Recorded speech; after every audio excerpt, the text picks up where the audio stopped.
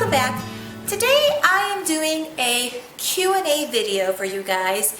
Last week when I posted the Daily 5 Part 1, I deliberately posted it with a question mark at the end because I knew after the video went up there were going to be a lot of questions. And for the most part I was able to answer a lot of them just in the comments below just by replying to you. But then more and more questions began to come up, and some of them were like in the same ballpark and I didn't want to have to retype the same answers over and over. So I thought it was time to sit down and do this video and just answer your questions so that you guys would have a better understanding of how I'm doing the Daily 5 in my room. So I'm going to start off with a question from, where was it? Here we go. A. Valerio. Great video. I have a question. How do you measure student growth? The Daily 5 doesn't have work and I need to have grades. This was an issue for me as well, and I have several ways of measuring student growth. One thing is in our actual reading series, and this is one of the textbooks from our old anthologies. There are stories with tests attached to the stories. And about once a quarter, I will do one of those tests. The stories are usually about 4 pages long on like printed copy paper. And then there are 18 multiple choice questions along with 2 essay questions. So even though these are pre-designed tests that went with the anthology series, all by themselves, they really are nice standalone tests. Read this and show me whether or not you understood it. Did you understand the words in context? And can you give me written responses? I love those tests. They're called the Holistic Reading Diagnostic Test. And so I will do one of those a quarter, and that serves as a really heavy grade for me because if the students are mastering the skills and improving their reading levels, then that test is an accurate reflection of whether they're doing on grade level work. A few other ways I collect grades. I have some of these books that I purchased from the teacher store or through like Lakeshore Catalog or other, even Amazon.com sells a lot of these workbooks. And this one right here is really one of my favorites. This is called Common Core Differentiated Reading for Comprehension, and this is a grade 4. I bought a grade 3 version of this as well to use in September and October. Unfortunately, that one is at school right now. But I've showed it in a previous teacher hall, my teacher store video. So if you want to see that book, it's in there. And what I like about these books is they give you the same story written 3 times.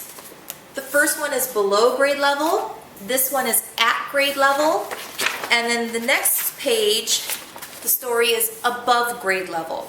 And then the question sheet is the same for all 3 reading selections.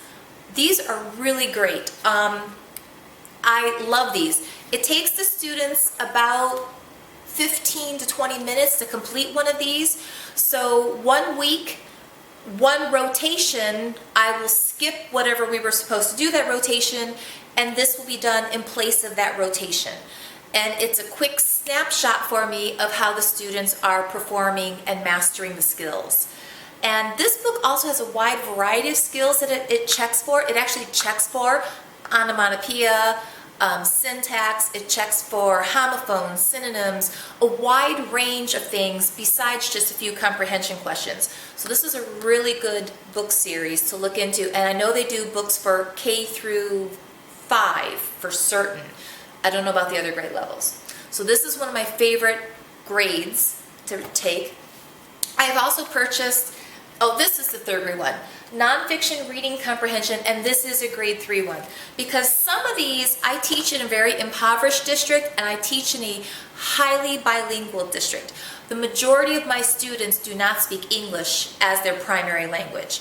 So this book for a lot of my students is a little too hard in September and October. They grow into this book in like November and December. So for the earlier part of the school year, I have a grade 3 one, and it's very similar. It's, you know, a reading passage with some questions to reflect comprehension, written response, and so again, it's a quick snapshot grade of how their mastery is doing. And then another one I have here is grammar. We have an English program in my school.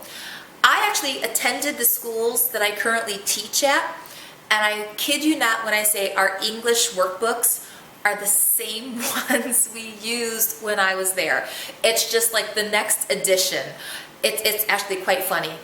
But they're boring as boring can be. So I find something like this to be just a little easier and a heck of a lot boring. I mean, students, in that reading book we have, they'll give the students like 40 sentences to rewrite, correcting the mistakes in them. That can take some of my students almost an hour to complete. And I don't really want to send that home for homework because, again, if mom and dad don't speak English at home, they can't help the children with it. So these are shorter. The kids can usually finish these in about, seriously about 7 or 8 minutes. They're done with these, turned in, and we're moving on. If you can show me 10 times you know how to apply the skill, I really don't need you to show me 36 times how to apply the skill. It's the same thing. So, and then I have one last one here, my post-it notes, I'm the post-it note queen. Theme-based nonfiction reading comprehension, and again, it's just more of the same. So some of these books are better than others. Some of them can be really junky, so I do recommend before you buy them to take time to actually go through the books, read the books yourself, and decide if it's a high quality one or if it's just really basic and a waste of money. Another thing I do to collect grades, believe it or not, is a participation grade. While I'm traveling about the room, floating like a butterfly, I'm also monitoring students. I'm watching to see if I have children running around me, trying not to get in the video. I'm watching to see if they're actively involved in the reading process. Are they taking charge of their own reading and their growth? And I do grade that. I call that a participation grade, and they can get an A, B, C, D, or E based on how invested they are in the process. I've never actually given a D or an E for participation, but I have given a child a C once for that grade. Another grade I will give them is a growth grade. I will look at their DRE2 scores. If it's the second report card, which is coming out like the last week of December, what was their DRE2 score at the beginning of the school year? What is their DRE2 score now? Have they moved from a 24 to a 28 and that's it? Or have they moved from a 24 to a 36? So I have a formula that I have in my classroom that even that becomes a grade. So lots of different ways to get those grades, but the big ones really are the holistic reading test and these ones, because I know a lot of parents, you can have all the running records in the world and all the anecdotal notes in the world, but at the end of the day, a lot of moms and dads, especially ones who don't have a mastery of English, they want to see a sheet of paper. They want to see red X's or check marks. They want to see an A or a C written on the paper. They want to know, why did my child get this grade? What's your proof? So that's where having a sheet of paper with a grade written on it really comes in handy.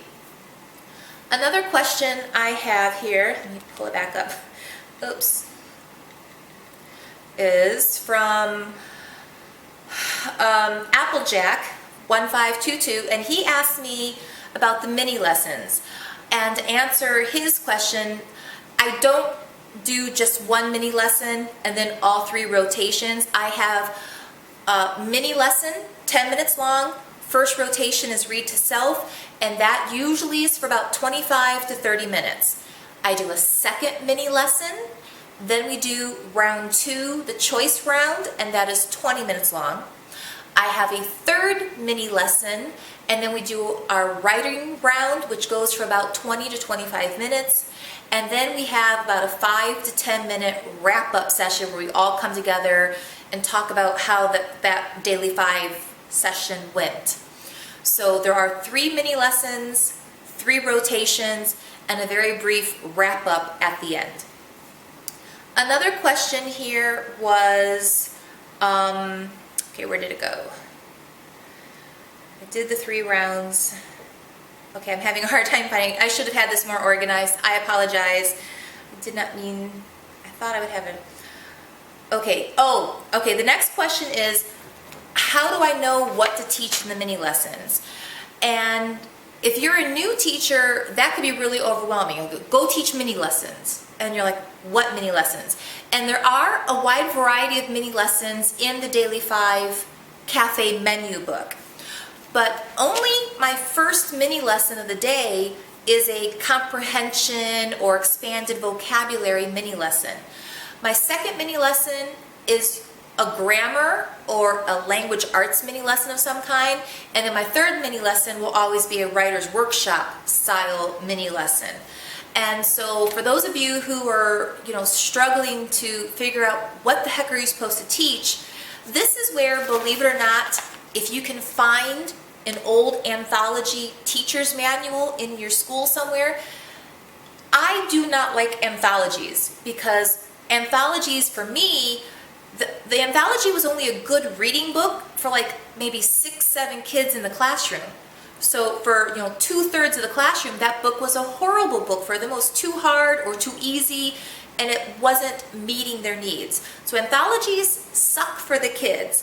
But when it comes to a teacher, the teacher's manuals can be really great because inside there's usually a scope and sequence and an order of teaching things. So if you look in here, I can see that on Monday they wanted me to teach pre-reading strategies using picture clues to confirm meaning. Okay, that's your book walk. So that's actually literally not the correct wording, but that is one of your Daily 5 strategies, using pictures to get meaning from the text. For writing, they're using connected writing to reading, so we're writing in response to the reading. Grammar that week, verbs that tell about now, so present tense verbs. And then spelling, here's a list of spelling words. So if you're looking for a scope and sequence of what do I teach today, what do I teach in 2 weeks, what should I be teaching in January, a teacher's manual, any teacher's manual, will usually have a scope and sequence in it that you can figure out, okay, so this week I need to teach present tense verbs. Next week I'll teach past tense verbs. The next week after that, maybe I'm teaching synonyms. I mean, yeah, old teacher's manuals can be really, really great for scope and sequence and to make sure that you're covering the full context. Another way also to figure out your mini lessons is to print out the Common Core. I bought it on teacherspayteachers.com. It was like, I want to say like $2.99.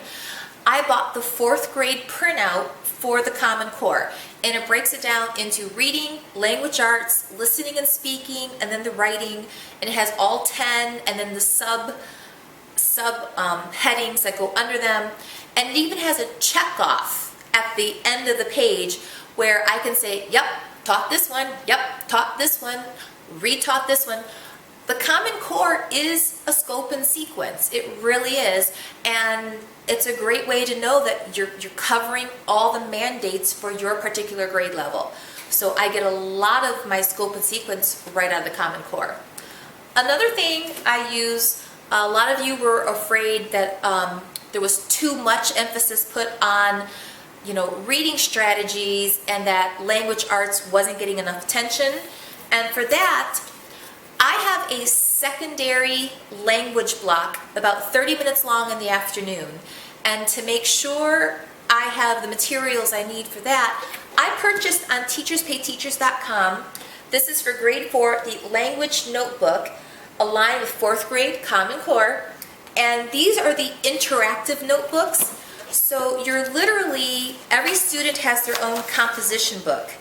And instead of using an English book, as I said, our English books, I kid you not, are about 3 decades old, we actually make our own English book.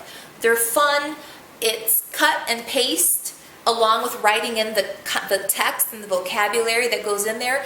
The children love making their interactive notebooks, and then that notebook actually becomes a tool that they can use during writer's workshop time, during their read to self time.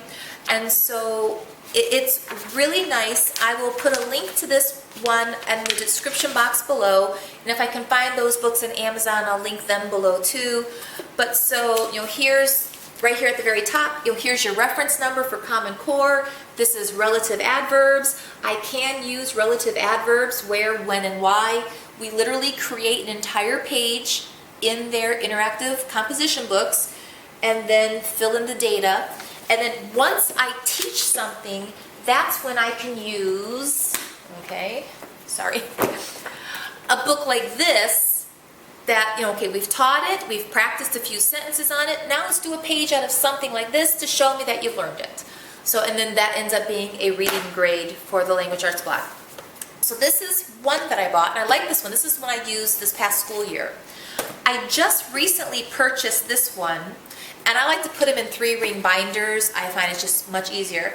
I bought this one for this year, and this is another interactive reading notebook, grade 4 toolkit. I like this one a little bit better by this published person because it's a little bit more encompassing and it has more of the Common Core skills. And if I can find one of the color pages in here, here's a perfect example of what the composition book ends up looking like in the end. It's got little flaps and doors and all the information that they need, and the children are making their own English book. I think that's a lot better than reading a very boring English book and then writing sentences out of that very boring English book. Another person asked me if I'm self-contained. Yes, I am a self-contained 4th grade teacher. I'm responsible for all subject matter in my classroom, except for our specials, art, gym, music. And then another person asked how much time was devoted to the Daily 5. In my class, I have a 2-hour block. I was lucky this past school year that I had prep first thing in the morning. So the children literally came in my room, dropped off their coats and book bags, lined right back up and went to their specials class, and then came back to me, and at 8:40 my class ate their breakfast, their free breakfast in the classroom, and by 9 o'clock in the morning all pencils were sharpened, breakfast was cleaned up, attendance was taken. From 9 to 11 o'clock was the Daily 5 block. Now, even if I had a different prep, let's say I had a prep in the middle of the morning, I would still have a 2-hour window for my Daily 5. It's just we would do like maybe round 1, round 2, pause, go to special, come back, and then have round 3. So Daily 5 for me takes 2 solid hours to do. After lunch, we get back in the classroom. Our lunch is 11 to 11:35. By 11:40, we're back in our seats. From 11:40 to 1 p.m., I have math. And so math is about 1 hour and 20 minutes a day, and that seems like an exceptionally long time to teach math, but we have the Everyday Math program, which I've heard other people affectionately refer to as the all-day math program. It's very intensive and takes a lot of time to do the Everyday Math program. So I have 1 hour and 20 minutes set up for that. After math, from 1 to 1:30 is my second language block, and that is kind of like a catch-all. That block can be used to review, antonyms. That block can be used to review spelling words. It can be used for grammar. Anything I feel got shortchanged the previous week in the Daily 5 rotations will get lumped into that half-hour window so I can make sure that the concepts are really getting mastered. And that's also the time when we will do our interactive notebooks.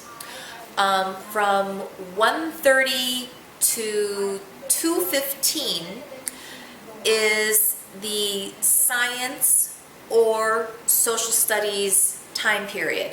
So it's not 2:15, it's 1:30 to about 2:20. So I have a 50-minute window for science or social studies.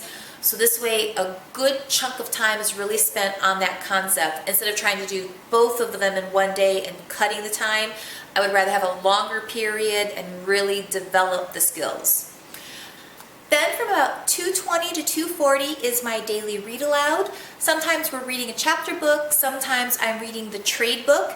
This week that I plan to use for my focus lessons next week. And it's read aloud. It's whatever you want to do during that time period. My students really like being read to. Then from 2:40 to 2:50, my school does something called restorative practices, and they have circle time. You can just call it share time if you're not familiar with restorative practices. It's basically a 10-minute window where we all just kind of get to communicate with each other. One person is talking at a time, and it's part of that community building time in the classroom, and it helps out a lot. And finally, from 2:50 to 2:57, it's copy your agenda, grab your stuff, pack up, get your homework, and time for dismissal. So that's our entire day. And my schedule's written out much clearer. In a previous video I did where I wrote planning using the Erin Condren lesson planner. I'll link that video below. Lots of stuff getting linked down in this video today. But I'll get all those links in there to help you out. And I think that's pretty much everything I want to talk about in this video for right now. I would like to say thank you to, what's her name? Excuse me. Thank you to Nessie Gettings. On my last video, my teacher haul, school supply shopping, Nessie told me that Walmart was having 2-pocket folders on sale for 17 cents.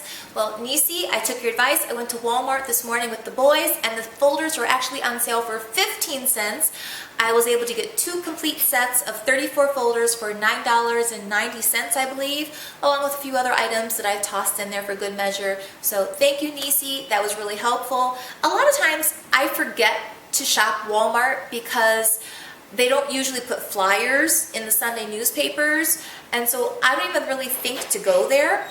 And plus, I'll be totally honest, the Walmart Myers Supercenters, I just find those stores to be too much. They're too big, and if you're trying to buy groceries, you have to walk 3 miles in this direction to go get a tube of toothpaste, and I try not to shop those stores if I can help it. I'm much more of a Target and Kroger kind of a girl. But still, school supplies, I'm trying to get that classroom done for $125. So thank you, Nessie, for telling me about the folders. And then another question that was a result of the last video was a lot of you were asking, am I paying for these items out of my own pocket? Am I going to get reimbursed for them? And the answer is I am paying for them out of my own pocket, and no, I will not be getting reimbursed for them. And I don't really feel like I'm doing anything special or above and beyond what a lot of other teachers do. The truth is, every teacher I work with, this is how we spend our summer vacations. We go from store to store, hitting sale to sale to get the supplies we need for our school district. I teach, as I said in the last video, it's a 97% free lunch school district.